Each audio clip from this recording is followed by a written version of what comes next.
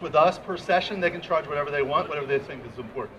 And we're going to train them on all of these different kinds of issues. And these are our results. Have you had any relapses? So when you say relapse, this is a biological component we have, right? We're walking around with. And unfortunately, the nervous system remembers traumas, and people are affected by that. We will teach you how to handle traumas better. However, if you have a new trauma, your nervous system is going to go into a trauma pattern. And that's probably good for you. Then our process will then teach you how to get out of that pattern. So is there a relapse? Sure, momentarily. But everyone who goes through our program, once they practice what we've taught them, are able to go through things like that. I just want to say, I have the best job on earth. In my practice, every week, we have miracles. So come join us and help us go worldwide. Thank you so much. Jeffrey, thank you so much.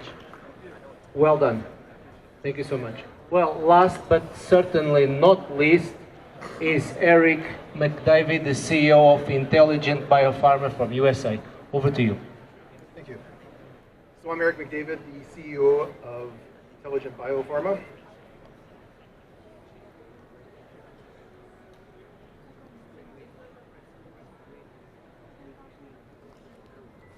So I want to introduce you to Mark. Mark was a really good friend of mine. He went from running 5 miles a day to getting ALS and being a quadriplegic in 3 months.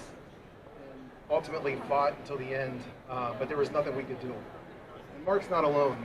There's over 7,000 rare diseases, 95% of them that don't have any type of therapy associated with them. The cost of developing a drug, I've been in biotech and pharma for 25 years. I've repeated this stat since I heard it back in 2008. It costs on average $2.3 billion and takes 12 to 15 years. And that number hasn't come down. One of the reasons for that is there's an extreme bottleneck and a broken process in drug discovery and drug development. You know, there's siloed data, there's complex biology and chemistry, there's people who are developing the same drugs. When you look at GLP-1s right now, there's over 300 of them in development, and a lot of the other indications are not being looked at just because the financials don't work out or they figure that it's too hard. So our answer is to really turn the industry in a different direction. We've developed the first integrated intelligence platform for drug discovery and drug development called IB Genius. IB Genius is a multi-agentic platform that we built from the ground up.